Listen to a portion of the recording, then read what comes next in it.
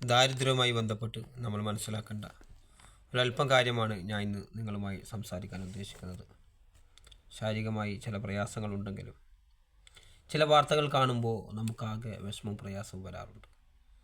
ചില സങ്കടകരമായ വാർത്തകൾ നമ്മൾ കേൾക്കാറുണ്ട്. ഇപ്പോൾ യുദ്ധവുമായി ബന്ധപ്പെട്ട് വലിയ വിഷമത്തിലും പ്രയാസത്തിലാണ് പല പ്രവാസികൾ പ്രത്യേകിച്ചും.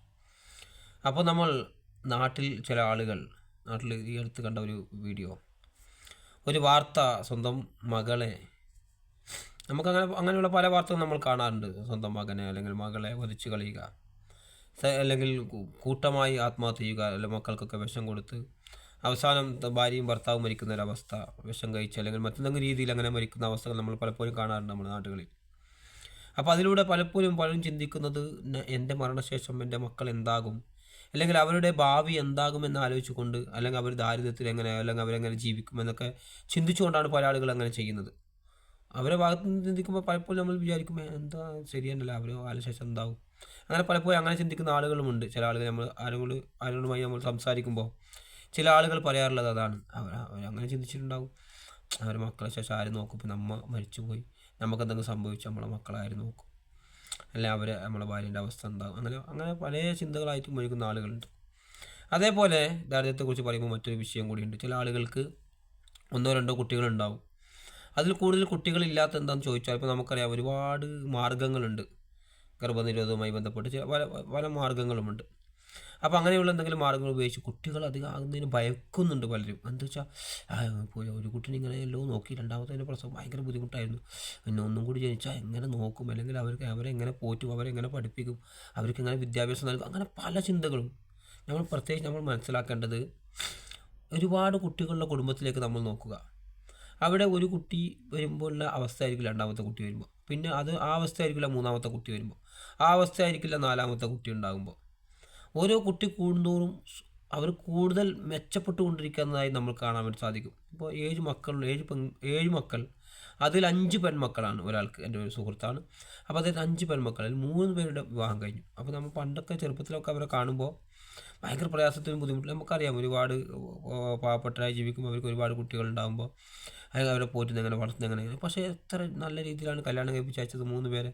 മറ്റൊരു കുടുംബത്തിലെ ഒരംഗം, അവിടെ 4 പെൺകുട്ടികളെ നല്ല രീതിയിൽ കല്യാണം കഴിപ്പിച്ച് അയച്ചു. അപ്പോൾ അങ്ങനെയുള്ള പല രംഗങ്ങൾ നമ്മൾ കാണാറുണ്ട്. നമ്മളൊന്നും കാണാതെ പോകരുത്. നമ്മുടെ നാടുകളിൽ, നമ്മുടെ കുടുംബത്തിൽ, അയൽപക്കത്ത് ഒക്കെ നടക്കുന്ന പല സംഭവങ്ങളും നമ്മൾ വീക്ഷിച്ച് നോക്കണം.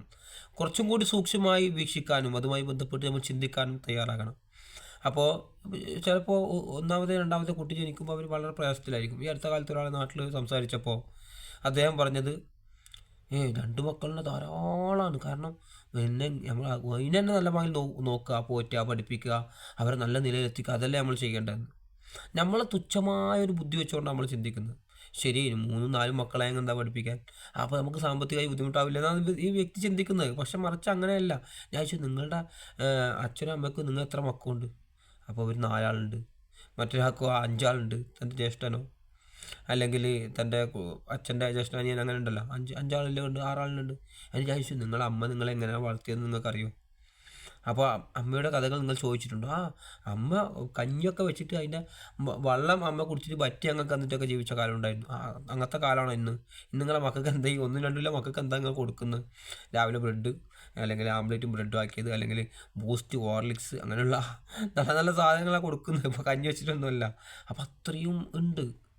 സാമ്പത്തികമായിട്ട് ബുദ്ധിമുട്ടില്ല. പക്ഷെ നമുക്ക് തോന്നാണ്, ഒരു കുട്ടി കൂടി വന്നാൽ എങ്ങനെ, അല്ലെങ്കിൽ നമ്മളെ കാലശേഷം എങ്ങനെ, നമ്മളെ ഭാര്യ എങ്ങനെ ജീവിക്കും, മക്കളെങ്ങനെ ജീവിക്കും, നമ്മൾ വിചാരിക്കുന്നതിനേക്കാൾ നല്ല രീതിയിൽ ജീവിക്കും. ഈ അടുത്ത കാലത്ത് തന്നെ ഒരു നല്ല പ്രായം കൂടിയ ഒരു സുഹൃത്ത്, അപ്പോൾ അദ്ദേഹത്തിൻ്റെ അമ്മ എപ്പോൾ അദ്ദേഹത്തോട് പറയും, എൻ്റെ കാലശേഷം നീയൊക്കെ എങ്ങനെ ജീവിക്കും.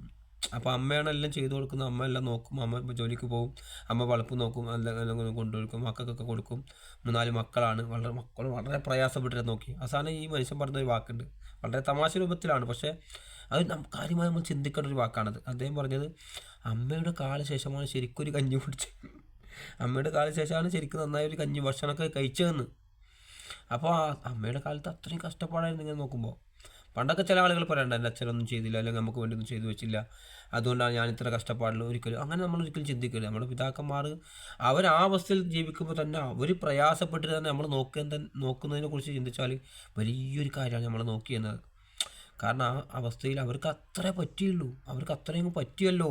അതിനേക്കാൾ താഴെയുള്ള ആളുകളൊന്നും ഉണ്ടായിരുന്നു, അന്ന് പ്രയാസപ്പെടുന്ന ആളുകൾ. നമ്മളെപ്പോഴും നമ്മളെക്കാൾ പ്രയാസമുള്ളവരിലേക്ക് നോക്കുമ്പോൾ നമ്മളെ പ്രയാസം ചെറുതാവും. അതുപോലെ വിശാലമായി ചിന്തിക്കാനും മനസ്സിലാക്കാനും നമ്മൾ തയ്യാറാകണം.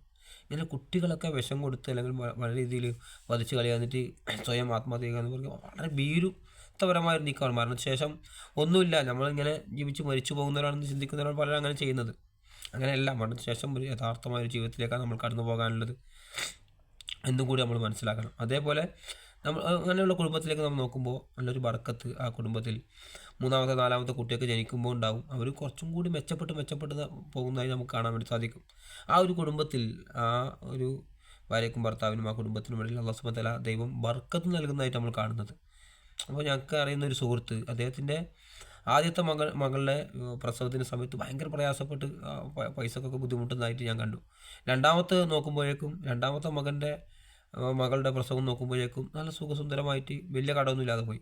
മൂന്നാമത്തെ നോക്കുമ്പോൾ ഉണ്ട്, അദ്ദേഹം ആ കുട്ടിയെ നോക്കാനും ഹോസ്പിറ്റലിൽ ചിലവിനും കുട്ടിയെ നോക്കാനും, അപ്പം നമുക്കറിയാം ഓരോ വർഷം കൂടുമ്പോഴും ഹോസ്പിറ്റൽ ചിലവൊക്കെ കൂടുന്നുണ്ട്. കുട്ടിയെ നോക്കാൻ ഒരാളെ ആക്കിയിട്ടുണ്ട്, കുട്ടിയെ നോക്കാൻ പോലെ ആളാക്കിയിട്ടുണ്ട്. അപ്പോൾ അദ്ദേഹത്തിന് അപ്പം ഞമ്മക്ക് സാമ്പത്തികമായിട്ട് ബുദ്ധിമുട്ടില്ല. അദ്ദേഹം അതിനുശേഷം 3-4 മക്കളായ പിന്നെ വീടെടുത്തവരും വാഹനം എടുത്തവരും നമുക്ക് കാണാൻ വേണ്ടി സാധിക്കും. ചില ആളുകൾ പറയും വിവാഹം ചെയ്താൽ പിന്നെ ഒന്നും കയ്യിലാണ്. അങ്ങനെയല്ല, വിവാഹം ചെയ്തതിന് ശേഷമാണ് പല ആളുകൾ വീടുണ്ടാക്കുന്നത്.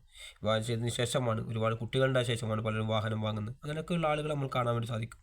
അപ്പോൾ ദാരിദ്ര്യത്തെക്കുറിച്ച് നമ്മൾ ചിന്തിക്കുമ്പോൾ, അല്ലെങ്കിൽ ദാരിദ്ര്യത്തിന് ഭയന്നുകൊണ്ട് നമ്മൾ കൂടുതൽ മക്കൾ വേണ്ട എന്ന് പറയുമ്പോൾ, കൂടുതൽ മക്കളുടെ ആളുകളിലേക്ക് നിങ്ങൾ നോക്കുക. 6 പെൺകുട്ടികളുടെ ഒരാളെ എനിക്കറിയാം, കുറച്ച് അത്യാവശ്യം നല്ല ബിസിനസ്സൊക്കെ ചെയ്യുന്ന ആളുകളാണ്. അപ്പോൾ ആളാണ് അദ്ദേഹം 6 മക്കളെയും കെട്ടിച്ചയച്ച് 100 പവൻ കൊടുത്തിട്ടാണ്. 100 പവൻ ഒരാൾക്ക്, 6 മക്കളെ. അപ്പോൾ അദ്ദേഹത്തിന് വലിയ ബിസിനസ് ചെയ്യുന്ന ആളെക്കുറിച്ചല്ലേ ഈ പറഞ്ഞത്, സാധാരണ ഒരു കച്ചവടം ചെയ്യുന്ന ആളെക്കുറിച്ചാണ് പറയുന്നത്, കുറച്ച് കാലം മുമ്പ്. അപ്പോൾ അതേപോലെ എന്നിട്ടും അദ്ദേഹം ഇപ്പോൾ നല്ല രീതിയിൽ ജീവിക്കുന്നത്. അപ്പോൾ പലപ്പോഴും നമ്മൾ ചിന്തിക്കുന്നത് കുറച്ചും കൂടി താഴെയാണ്. അങ്ങനെ പറ്റുമോ, എന്നെ കൊണ്ട് സാധിക്കുമോ? അങ്ങനെ ചിന്തിച്ചാൽ നമുക്കൊന്നും പറ്റില്ല. വീട് കെട്ടാൻ പറ്റുമോ, ഒരു കുട്ടിയും കൂടി ഉണ്ടായി നോക്കാൻ പറ്റുമോ, സ്കൂളിൽ അയക്കണ്ടേ, കോളേജ് അയക്കണ്ടേ, യൂണിഫോം നോക്കണ്ടേ, അതൊക്കെ സാധിക്കും. അതൊക്കെ നമുക്ക് ദൈവം ഒരു ബർക്കത്ത് നമ്മുടെ ജീവിതത്തിൽ ഉണ്ടാകും. സാമ്പത്തികമായി ഒരു ഞെരുക്കമല്ല, ഒരു ഉയർച്ച നമുക്ക് നൽകും. മക്കളൊക്കെ നൽകുമ്പോൾ നമ്മൾ വിചാരിക്കുന്നത് നമ്മളാണ് ഈ മക്കളെ നമ്മൾ ഭാര്യയുമായി ബന്ധപ്പെട്ട് അങ്ങനെ മക്കളുണ്ടാകുന്നു, നമ്മളൊരു കഴിവാണ്, അങ്ങനെയൊന്നുമല്ല. മറിച്ച് നമ്മൾ ചിന്തിച്ചാൽ മനസ്സിലാകും, നമുക്ക് ഇഷ്ടപ്പെട്ട മാതാവിൻ്റെയും പിതാവിൻ്റെയും ഇഷ്ടപ്പെട്ട ഒരു കുടുംബത്തിൽ ഇഷ്ടപ്പെട്ട ഒരു ഇതിലാണ് നമ്മൾ ജനിച്ചു വീഴുന്നത്. ഒരിക്കലുമല്ല. നമ്മൾ ജനിക്കുക എന്ന് തന്നെ ഇന്ന മാതാവിൻ്റെയും ഇന്ന പിതാവിൻ്റെയും മകനായി നമ്മൾ ജനിച്ചു, നമ്മളല്ല തിരഞ്ഞെടുത്തത്, ദൈവമാണ് തിരഞ്ഞെടുത്തത്.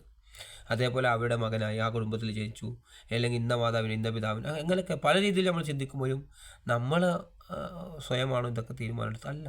അതേപോലെ എല്ലാ കാര്യങ്ങളും നമ്മുടെ ജീവിതത്തിൽ വരുന്ന എല്ലാ കാര്യങ്ങളും, നമ്മുടെ വിദ്യാഭ്യാസം, നമ്മുടെ പഠനം, ഇപ്പോൾ പലപ്പോഴും വിദ്യാഭ്യാസം കൊണ്ട് മാത്രമാണ് ചില ആളുകൾക്ക് സമ്പന്നരായതല്ല. ഒന്നും വിദ്യാഭ്യാസം ഇല്ലാത്ത ആളുകൾ സമ്പന്നരായ ആളുകളെ നമുക്കറിയാൻ വേണ്ടി സാധിക്കും. അങ്ങനെയൊക്കെ നമ്മൾ വിശാലമായി ചിന്തിക്കാനും മനസ്സിലാക്കാനൊക്കെ തയ്യാറാകണം. അതേപോലെ ഒരു വിദ്യാഭ്യാസം ഇല്ലാതെ വലിയ ശമ്പളത്തിന് പണിയെടുക്കുന്ന ആളുകളെ നമുക്ക് കാണാൻ വേണ്ടി സാധിക്കും. ബിസിനസ് ചെയ്ത് വലിയ നിലയിലേക്ക് എത്തിയ ആളുകളെ നമുക്ക് കാണാൻ വേണ്ടി സാധിക്കും.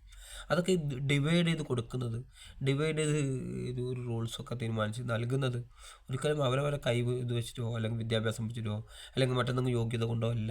മറിച്ച് ഇതൊക്കെ നൽകുന്ന അല്ലാഹു സുബ്ഹാനഹു വ തആല ദൈവമാണ് നൽകുന്നത്. നമുക്ക് ഓരോരുത്തർക്കും, കുടുംബത്തിലും മക്കൾക്കിടയിലും ബർക്കത്തും ഇതൊക്കെ നൽകുന്നത് എന്ന് നമ്മൾ മനസ്സിലാക്കണം. അതുപോലെ കൂടുതൽ പഠിക്കാനും മനസ്സിലാക്കാനും ചിന്തിക്കാനൊക്കെ നമ്മൾ തയ്യാറാക്കണം. എടുത്തു ചാടി പെട്ടെന്നുള്ളൊരു വേദനയിൽ, ഒരു വിഷമത്തിൽ, ഒരു പ്രയാസത്തിൽ തീരുമാനങ്ങളെടുത്ത് സ്വന്തം മക്കളെ ഒന്നും ഒരിക്കലും വധിച്ച് കളയരുത്.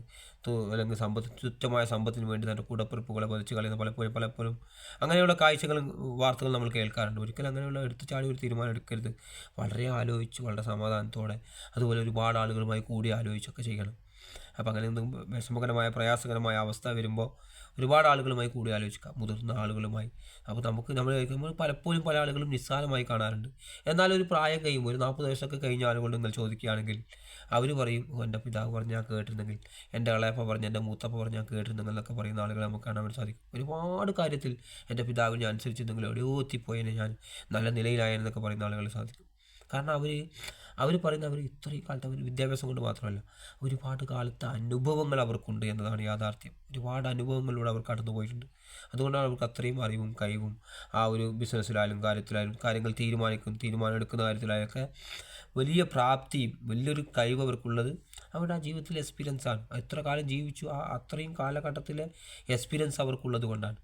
അപ്പോൾ അങ്ങനെ ഒരുപാട് ആളുകളുമായി കൂടി ആലോചിക്കാനും വിഷമം പ്രയാസമൊക്കെ വരുമ്പോൾ മറ്റുള്ളവരുമായി ഷെയർ ചെയ്യാനും തൻ്റെ അടുത്ത സുഹൃത്തുക്കളുമായി കൂട്ടുകാരുമായി ഒന്ന് പരസ്പരം പങ്കുവെക്കുമ്പോൾ തന്നെ വലിയ പ്രയാസം നമുക്ക് നീങ്ങി കിട്ടും.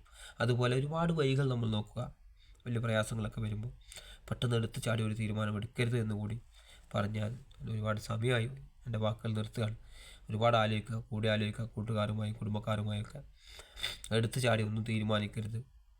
നല്ല നല്ല കാര്യങ്ങൾ പഠിക്കുവാനും ജീവിതത്തെ പകർത്താനും യഥാർത്ഥം മുന്നോട്ട് പോകാനും മക്കളെയും കുടുംബത്തിലൊക്കെ നല്ല രീതിയിൽ നോക്കാനും നമുക്ക് സാധിക്കുമാറാകട്ടെ. അതേപോലെ ഇങ്ങനെ ഇപ്പോൾ നമുക്ക് അനുഭവിക്കുന്ന പ്രയാസങ്ങൾ, പ്രതിസന്ധികൾ ഇതൊക്കെ മാറി നല്ലൊരു അവസ്ഥ നമുക്ക് വരുമാറാകട്ടെ.